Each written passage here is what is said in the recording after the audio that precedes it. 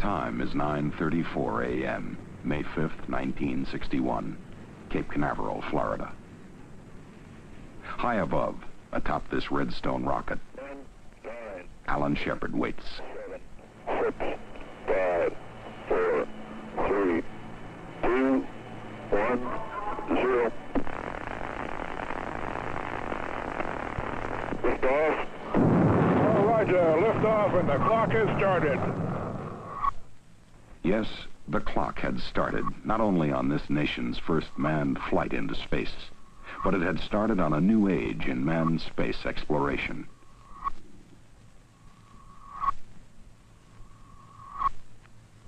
Within 3 weeks, President Kennedy had charted our course.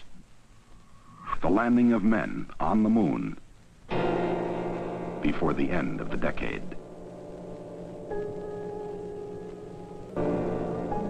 This is the moon, man's first stop on his way to explore our solar system. To get there and return successfully before 1970 is the primary objective of NASA's Project Apollo. A project that represents the greatest, most intricate mobilization of government, science, and industry ever attempted outside of war. An immense scientific program in which the United States will invest some $20 billion before it is achieved.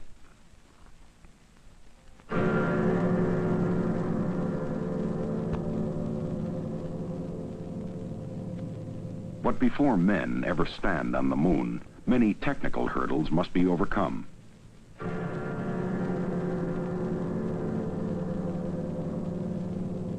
The steps remaining parallel the steps undertaken in the development of aviation. Project Mercury put us through the Kitty Hawk stage in space. Our second step, Project Gemini. The Gemini spacecraft has 50% more working area inside than the Mercury spacecraft has. The schedule, flights to begin in 1964. This modified Titan II, with a thrust of 430,000 pounds, will hurl 2 men into orbit for periods of a week, maybe longer.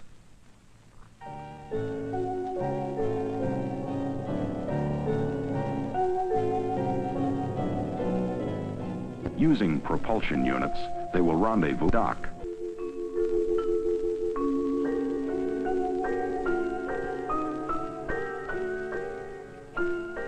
This experience is an essential step toward Project Apollo and the moon. Its most urgent engineering challenge, the development of a launch vehicle capable of hurtling some 45 tons of men and material to a point 250,000 miles away. More powerful than anything produced in the United States or Russia to date. During the Apollo program, NASA will use 3 different launch vehicles: Saturn I, Saturn 1B, and Saturn V. Saturn I is a 2-stage launch vehicle. Its first stage has a total thrust of 1.5 million pounds. Saturn 1B is also a 2-stage vehicle. However, its upper stage contains more than twice the power of the Saturn I's second stage. The Saturn V is a 3-stage vehicle. It has a booster thrust of 7.5 million pounds, enough power to put 80 Mercury capsules in orbit, or to send the equivalent weight of 2 freight cars to the moon. The Apollo spacecraft consists of 3 modules. The command module is the basic unit of the spacecraft. It carries 3 astronauts, houses the life support system, guidance system, and the navigation and communication system. The service module carries a propulsion engine for translunar flight. The Lunar Excursion Module is the only portion of the spacecraft that will land on the moon. Each phase of Project Apollo is keyed to one of the 3 launch vehicles. During the first phase of the project, the command and service modules will be launched into Earth orbit. These flights begin in calendar year 1965.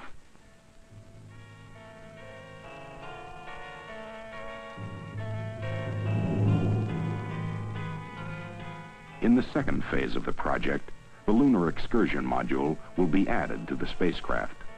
In orbit, the astronauts will detach the Lunar Excursion Module and will rendezvous and dock with it.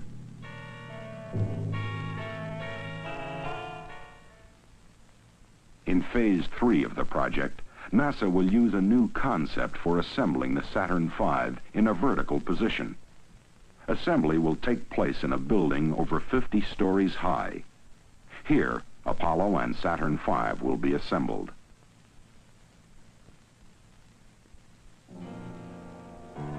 A crawler transporter carries the space vehicle and its launch umbilical tower to the launch pad.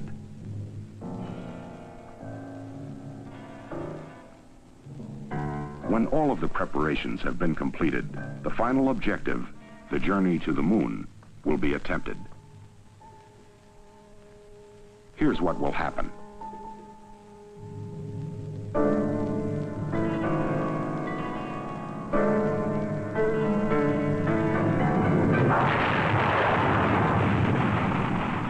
Two and a half minutes after liftoff, the second stage ignites. Immediately after this, the launch escape system is jettisoned.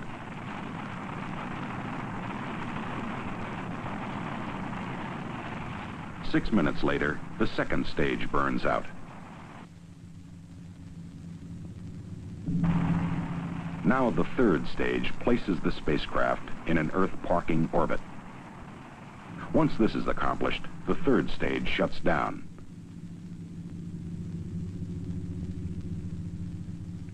At this position in the Earth orbit, the third stage engine reignites, propelling the spacecraft into a lunar trajectory. Reaching escape velocity, fairings are jettisoned.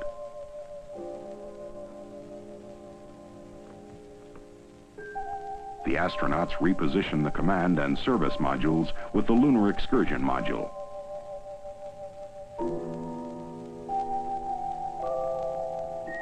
En route, the crew will have many tasks to perform. If mid-course corrections are necessary, they will fire the service engine, putting their spacecraft on the proper trajectory. Their journey to the moon will take 3 days.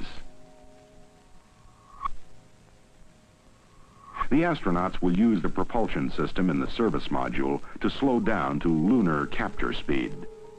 They will enter a circular orbit approximately 100 nautical miles above the moon's surface. Sometime later, 2 of the men will crawl into the Lunar Excursion Module, known as the LEM. When all is ready, they will detach the LEM from the command and service modules. The command and service modules remain in lunar orbit. Now they make their approach, positioning their craft in the proper landing attitude.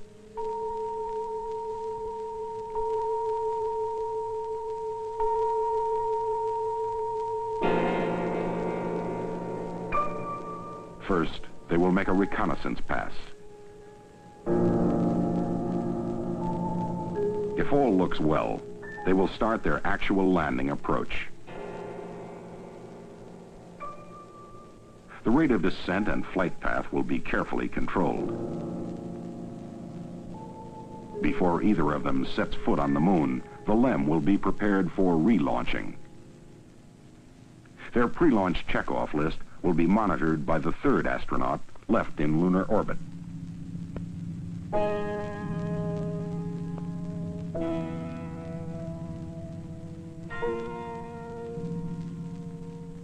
On the moon, the 2 astronauts will photograph and sample the lunar surface.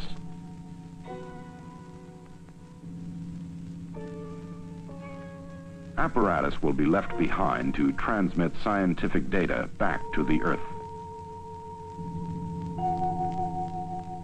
All told, the astronauts will explore the moon for about 1 day.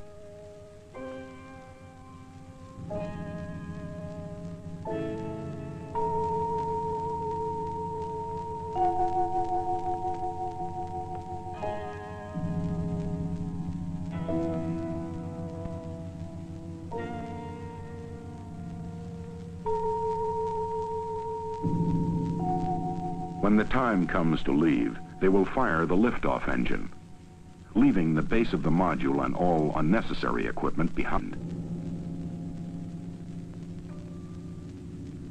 Their launch must be timed to permit rendezvous with the command module.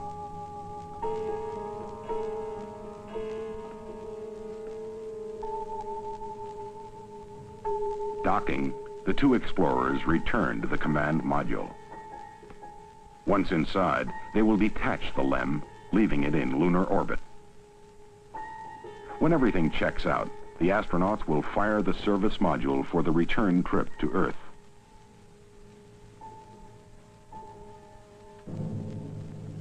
Before entering the Earth's atmosphere, the astronauts jettison the service module and prepare the command module for re-entry into the Earth's atmosphere.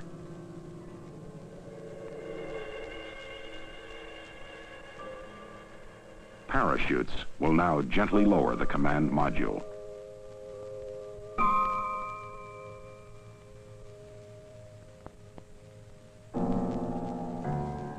Getting men to the moon will take time.